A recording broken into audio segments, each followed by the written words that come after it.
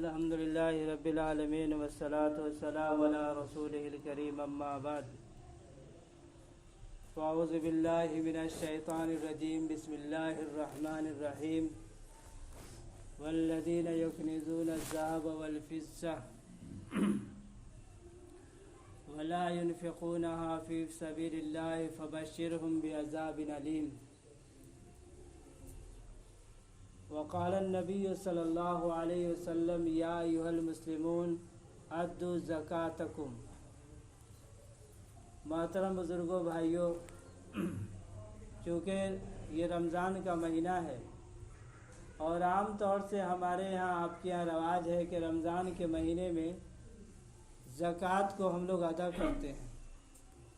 वैसे ज़कात का रमज़ान से कोई ताल्लुक़ नहीं है। जब माल के ऊपर साल पूरा हो जाए तो आदमी ज़कात को निकाल सकता है और निकालना चाहिए, क्योंकि इस महीने के अंदर नेकी का भाव बढ़ जाता है। मन अद्दा फरीज़तन फ़ीमा सिवाह कमन अद्दा फरीज़तन सबईना, कि रसूलुल्लाह सल्लल्लाहु अलैहि वसल्लम ने फरमाया कि जो आदमी रमज़ान के महीने में फ़र्ज़ को अदा करेगा उसे 70 फ़र्ज़ के बराबर सवाब मिलेगा। एक रकात नमाज का सवाब 70 रकात नमाज के बराबर मिलेगा रमज़ान के महीने में।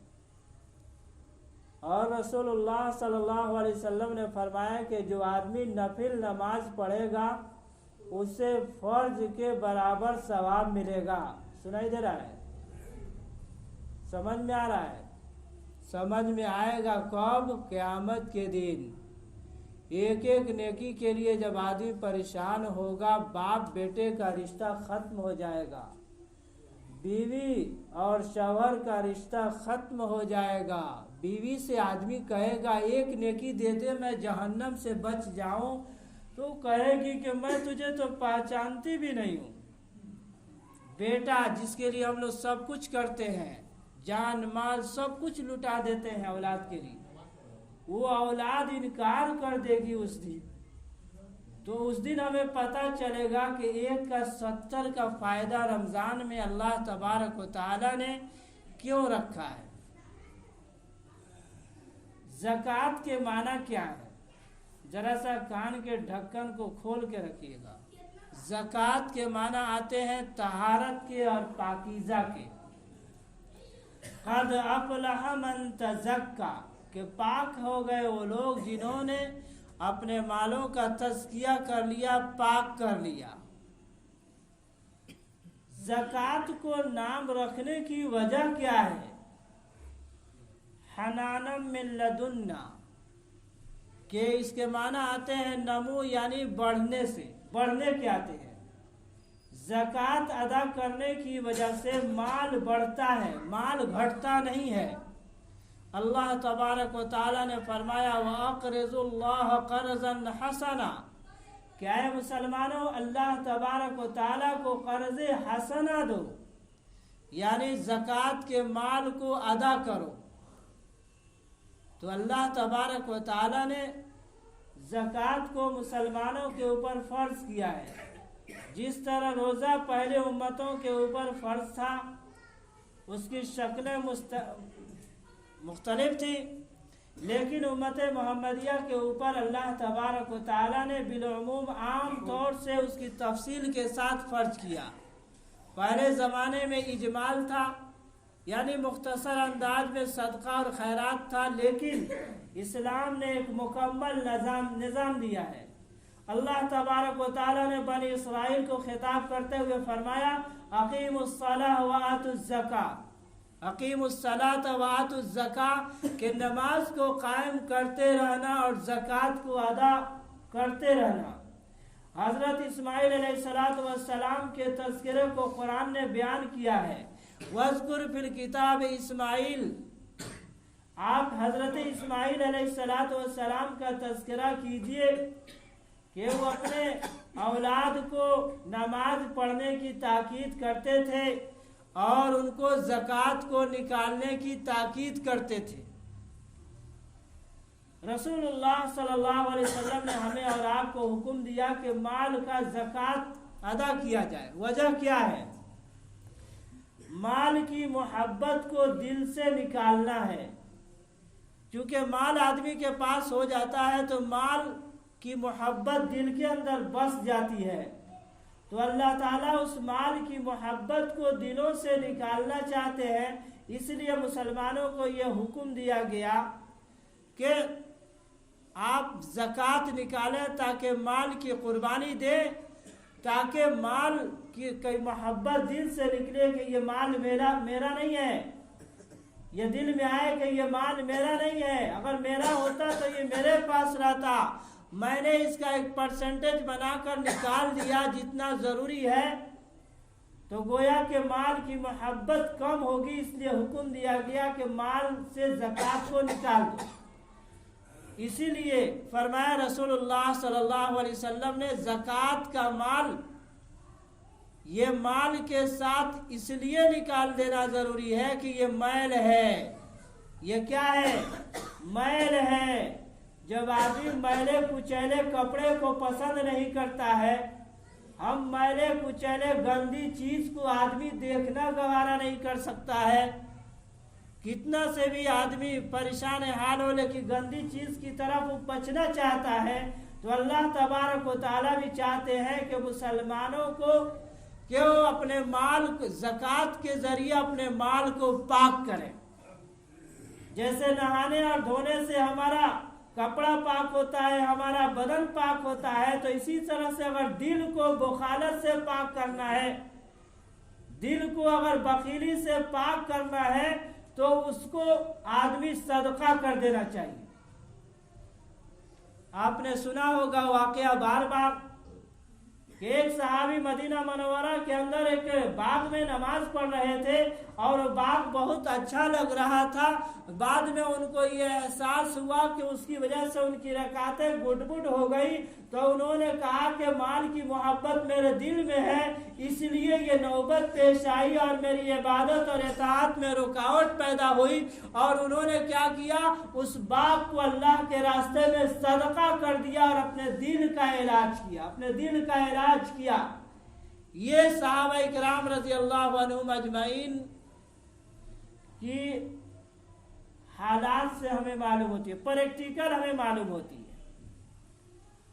सन 5 हिजरी में अब्दुल कैस कबीला के वफद जब रसूलुल्लाह सल्लल्लाहु अलैहि वसल्लम के खिदमत में आए, तो रसूलुल्लाह सल्लल्लाहु अलैहि वसल्लम ने उन्होंने सवाल किया कि हमें क्या करना चाहिए। तो आप सल्लल्लाहु अलैहि वसल्लम ने फरमाया कि नमाज को तुम पहले अल्लाह पर और उसके रसूल पर ईमान लाना, इस बात की गवाही दो कि अल्लाह ताला के सिवा कोई माबूद नहीं और हजरत मोहम्मद सल्लल्लाहु अलैहि वसल्लम अल्लाह के रसूल हैं। और आप सल्लल्लाहु अलैहि वसल्लम ने फरमाया उसके बाद नमाज को अदा करना। ईमान के बाद नमाज के बगैर मुसलमान के लिए कोई चारा नहीं। ये रमजानी मुसलमान हम ना बने। हम इरादा करें कि इंशाअल्लाह हम साल भर नमाज पढ़ेंगे नहीं। इंशाअल्लाह कहने में भी आदमी को पता नहीं, मौलवी साहब इकरार करा रहे हैं कहीं पकड़ा ना जाए हम लोग, इसलिए इंशाअल्लाह भी धीरे से करते हैं। भाई ये आदत बनाने के लिए है रमजान का महीना। तो नमाज को कायम करने का हुक्म दिया और आप सल्लल्लाहु अलैहि वसल्लम ने फरमाया ज़कात को अदा करना। क्या फरमाया? ज़कात को अदा करना। हजरत मुआज़ इब्न जबल रज़ी अल्लाह तआला अन्हु को रसूलुल्लाह सल्लल्लाहु अलैहि वसल्लम ने यमन का गवर्नर बनाकर भेजा और इस्लाम की दावत के लिए जब उनको रवाना किया, तो हजरत मुआज़ इब्न जबल रज़ी अल्लाह तआला अन्हु को आप सल्लल्लाहु अलैहि वसल्लम ने वसीयत फरमाई, ऐ मुआज़, शहादत अल्ला इलाहा इल्लल्लाह व इक़ामिस सलाह व ईताइज़ ज़कात व सौम रमज़ान व तहुज्जुल बैत मन इस्तता इलैहि सबीला। क्या मुआज़, उनको ईमान और नमाज के बाद उनको ज़कात की दावत देना कि अल्लाह तबारक व तआला ने मालदारों के ऊपर ज़कात को फर्ज किया है कि उस ज़कात को लेकर गरीबों की मदद की जाए, उस गरीबों की मदद की जाए। तो आप सल्लल्लाहु अलैहि वसल्लम ने एक मर्तबा एक शख्स है जिनका नाम था अबुल हातिब अंसारी, मदीना के अंदर ये रहा करते थे। एक मर्तबा आकर दरखास्त की, या रसूलुल्लाह सल्लल्लाहु अलैहि वसल्लम दुआ फरमाइए कि मैं मालदार हो जाऊं। बस अक्सर मुसलमान यही दुआ कराते हैं, दुआ कीजिए ना मैं मालदार हो जाऊं, मैं फिरौन बड़ा मालदार हो जाऊं। कोई नहीं कहता कि मैं दीनदार हो जाऊं इमाम साहब। आप सल्लल्लाहु अलैहि वसल्लम ने फरमाया, क्या तुमको मेरा तरीका पसंद नहीं? अगर मैं चाहता तो सोने के पहाड़ बनकर, मदीना के जितने ये पहाड़ हैं सोना बनकर मेरे साथ चला करते। मैं तो चाहता हूँ कि एक वक्त मैं भूखा रहूं, कि अल्लाह ताला के सामने मैं सब्र करने की वजह से अल्लाह के करीब हो जाऊं, और मैं एक वक्त खाना खाऊं कि अल्लाह का शुक्र अदा करूं। आप सल्लल्लाहु अलैहि वसल्लम ने फरमाया कि ऐसा मत करो। लेकिन दोबारा वो फिर आए, आप सल्लल्लाहु अलैहि वसल्लम से कहा कि मैं चाहता हूं कि मैं मालदार हो जाऊं, मैं गरीबों और मिस्किनों का हक अदा करूंगा। आप सल्लल्लाहु अलैहि वसल्लम ने उनके लिए दुआ फरमा दी। चुनांचे हदीस शरीफ में लिखा है कि रसूलुल्लाह सल्लल्लाहु अलैहि वसल्लम की दुआ की बरकत का असर हुआ कि जानवर की परवरिश उन्होंने शुरू की और उसमें इजाफा होता चला गया। 2 वक्त की नमाज आकर के रसूलुल्लाह सल्लल्लाहु अलैहि वसल्लम के पीछे पढ़ते और मसरूफियत इतनी बड़ी कि ये नमाज पढ़ने के लिए मस्जिद में आना और रसूलुल्लाह सल्लल्लाहु अलैहि वसल्लम के पास बैठना और आपकी सोहबत से महरूम होने लगे। कारोबार और ज्यादा बढ़ा, यहाँ तक कि ये जुमा और जमात की नमाज से भी फारिग हो गए, ये सारा घर ही पर पढ़ने लगे। सोचिए मुसलमान है ना, बहुत सारे मुसलमान इकट्ठी कहते हैं कारोबार से फुर्सत नहीं रहे। भाई ऐसा कारोबार जो तुमको नमाज से और दीन से गाफिल कर दे, ये तुम्हारे लिए अजाब है, ये अजाब है। अभी अबू शुरैह हातिब का ये हाल हो गया।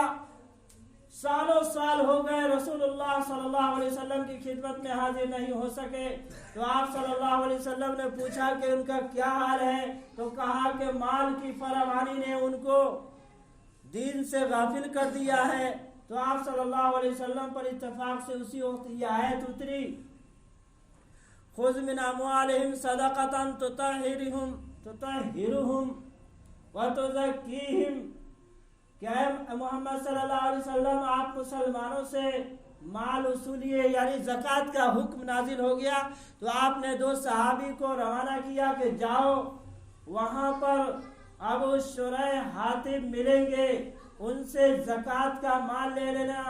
और वहां एक दूसरे सहाबी होंगे जिनका नाम सुलैमी होगा, उनसे भी जाकर मुलाकात करना, वहां से ज़कात का माल वसूल करके मदीना लेकर आओ। जब ये लोग पहुंचे और जाकर ज़कात का माल वसूलते हुए जब इनके पास पहुंचे तो कहने लगे ये तो जिजिया हो गया, ये तो टैक्स हो गया, ये तो जिजिया हो गया, ये टैक्स हो गया।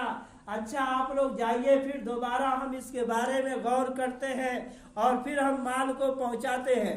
ये फिर वहां से वापस दूसरे मुसलमानों के पास चले गए और जाकर वहां से ज़कात का माल वसूल किया। वापस आए तो फिर उन्होंने यही जवाब दिया। जब ये वफद जब सुलैमी के पास पहुंचे तो उन्होंने अपने उम्दा माल छांट कर उनके हवाले किया।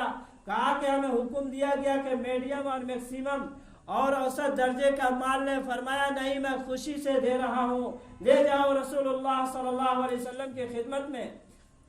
जब ये वफद मदीना मुनव्वरा पहुंचा, अभी कोई कारगुजारी आप सल्लल्लाहु अलैहि वसल्लम को नहीं दी कि आप सल्लल्लाहु अलैहि वसल्लम ने फरमाया या वह सालबा, हलाकत हो सालबा तुम्हारे ऊपर, तुमने माल ज़कात को अदा नहीं किया, हलाकत हो, तुम्हारे माल को हम कभी भी कबूल न करेंगे। उनके कोई रिश्तेदार थे, उन्होंने सुन लिया, फौरन गए भागे हुए और जाकर कहा अरे रसूलुल्लाह सल्लल्लाहु अलैहि वसल्लम तुमसे नाराज हो चुके हैं, तुमसे नाराज हैं। अब ये दौड़े हुए माल लेकर आए, रसूलुल्लाह सल्लल्लाहु अलैहि वसल्लम ने इनकार कर दिया और फरमाया टैक्स समझकर हम ज़कात को नहीं लेते हैं। बहुत सारे मुसलमान बोझल होकर ज़कात देते हैं, बोझल होकर ज़कात देने से ज़कात अदा नहीं होता। बोझल होने से वो चीज नहीं मिलेगी जो मिलना चाहिए। दिल को खुले दिल के साथ कोई भी चीज देना चाहिए। यहाँ तक कि रसूलुल्लाह सल्लल्लाहु अलैहि वसल्लम पर्दा फरमा गए। अबू बकर सिद्दीक रज़ियल्लाहु अन्हु का जमाना आया, ये वहां भी माल लेकर पहुंचे। उन्होंने कहा कि जब रसूलुल्लाह सल्लल्लाहु अलैहि वसल्लम ने नहीं लिया तो मैं नहीं कबूल करता। यहाँ तक कि हजरत उमर फारूक रज़ियल्लाहु ताला अन्हु के दौर में भी इनके माल को कबूल नहीं किया गया। यहाँ तक कि हजरत उस्मान गनी रज़ियल्लाहु ताला अन्हु के जमाने में ये सालबा का इंतकाल हो गया। मेरे भाइयों, बुजुर्गों और दोस्तों, माल का एक हिसाब किताब है कि माल हम लोग सही से अदा नहीं करते। माल 2.5% माल का ज़कात है। जैसे जिसके पास 52.5 तोला चांदी हो या 7.5 तोला सोना। 52.5 तोला चांदी कितना होता है? 612 ग्राम 35 मिलीग्राम। ये क्या है? चांदी की कीमत है। ये चांदी की कीमत है। इस कीमत का अगर आप मालिक हैं किसी भी एतबार से, तो आपके ऊपर साल गुजरने पर ज़कात वाजिब है। जैसे 100 रुपया है तो 2.5 रुपया निकालना जरूरी है। इसी तरह से 7.5 तोला सोना होता है, वो 87 ग्राम 479 मिलीग्राम होता है। क्या होता है? 87 ग्राम 479 ग्राम मिलीग्राम ये होता है। अगर आपके पास इतनी मालियत है तो आपके ऊपर ज़कात का माल, ज़कात देना वाजिब है और ज़कात देना जरूरी है। अल्लाह तबारक व तआला ने फरमाया, यौम युहमा अलैहा फतुक्वा बिहा जिबाहुम व जुनूबहुम व ज़ुहूरुहुम हाज़ा कनज़्तुम लिअन्फुसिकुम। कि अल्लाह तबारक व तआला ने फरमाया कि क़यामत के दिन दहकाया जाएगा उस माले ज़कात को और उसकी पेशानी को, उसके पीठ को और उसके कमर को अल्लाह तबारक व तआला दागेंगे। वजह लिखा है कि आदमी, मालदार आदमी के पास एक गरीब आदमी, मदरसे वाला, मिस्कीन और फकीर आदमी पहुंचता है और उसको देने का मन नहीं होता है, देने का मन नहीं करता है, तो उसके चेहरे पर शिकन आती है, चेहरे पर उसके असरात जाहिर होते हैं। इसीलिए फरमाया कि उसके चेहरे को अल्लाह तबारक व तआला क़यामत के दिन दागेंगे। उसके बाद जब वो ज्यादा जिद करता है, देना दीजिए, मैं गरीब आदमी हूं, तो आदमी अपने पीठ को फेरता है तो अल्लाह तबारक व तआला उसके पीठ को क़यामत के दिन इस वजह से दागा जाएगा। अरे माल क्या है? ये अल्लाह की अमानत है। माल क्या है? अमानत है। रसूलुल्लाह सल्लल्लाहु अलैहि वसल्लम ने फरमाया, जिस माल की ज़कात दुनिया में अदा ना की गई वो माल क़यामत के दिन गंजा सांप होगा। ये रिवायत हदीस के एतबार से सही है और इसको इमाम बुखारी रहमतुल्लाह अलैह ने नकल किया है। वो गंजा सांप मालदार के सामने क़यामत के दिन खड़ा होगा। हम और आप जन्नत की तरफ जा रहे होंगे, वो कह रहा है कहाँ जा रहे हो?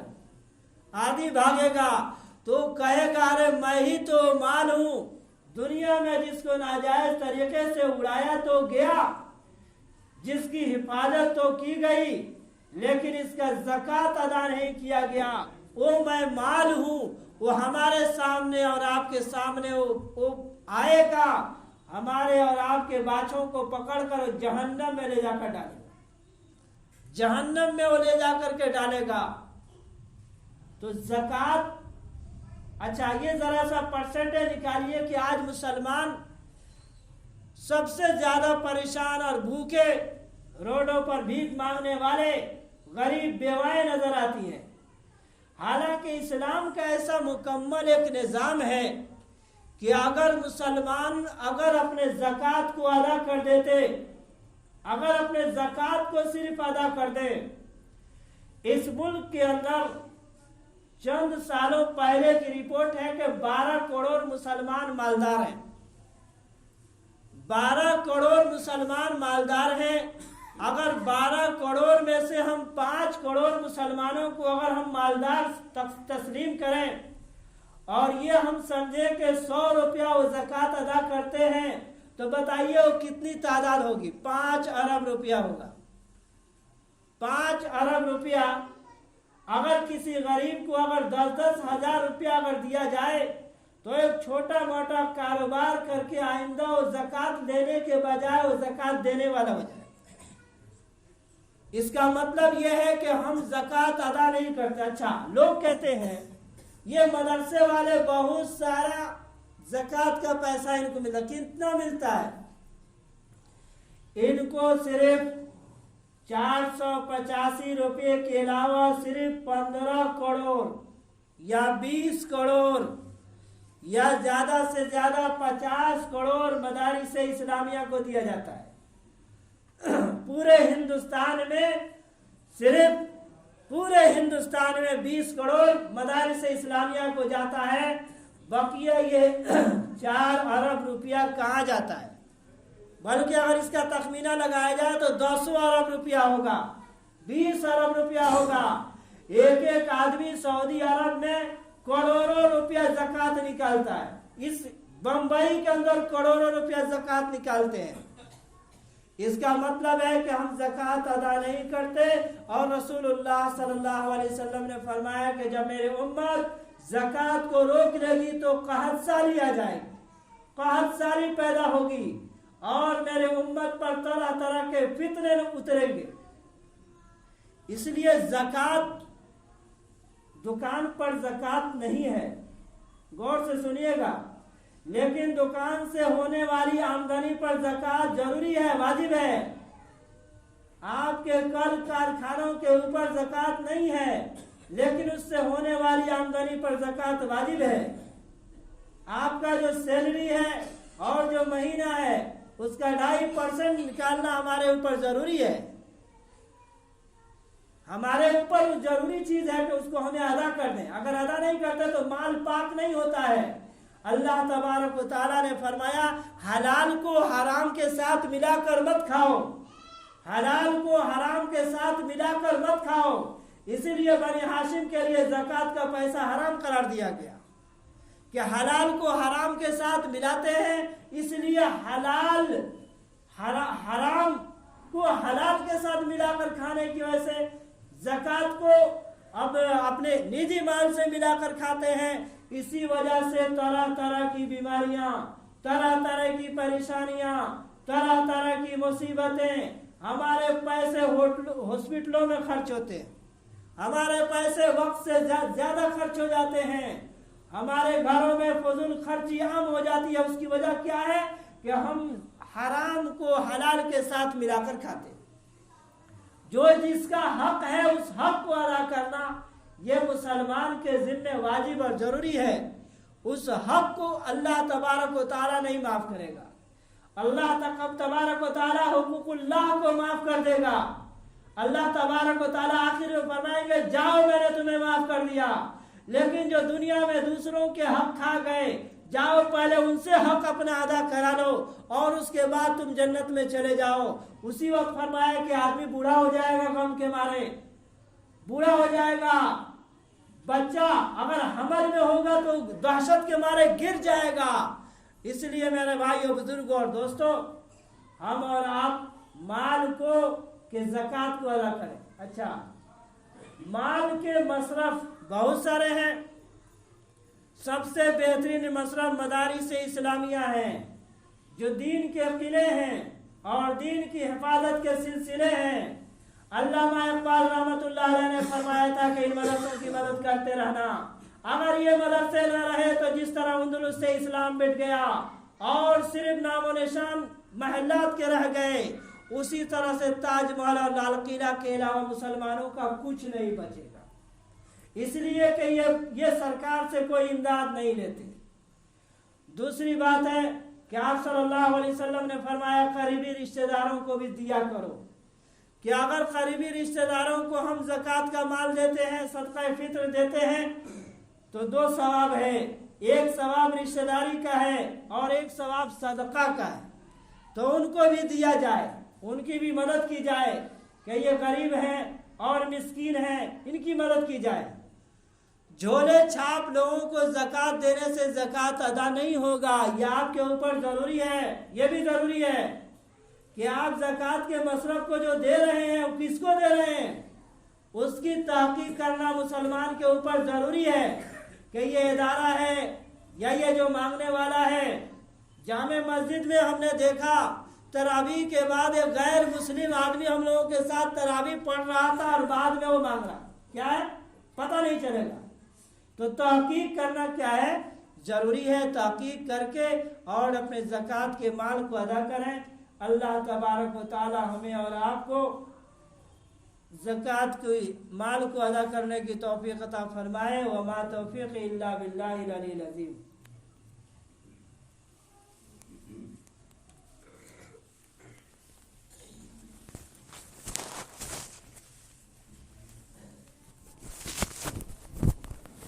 अल्लाहु अकबर, अल्लाहु अकबर, अल्लाहु अकबर, अल्लाहु अकबर। अशहदु अल्ला इलाहा इल्लल्लाह, अशहदु अल्ला इलाहा इल्लल्लाह, अशहदु अन्ना मुहम्मदन रसूलुल्लाह, अशहदु अन्ना मुहम्मदन रसूलुल्लाह। हय्या अलस सलाह,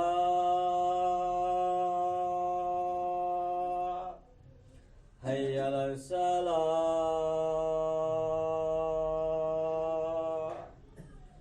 हय्या अलल फलाह,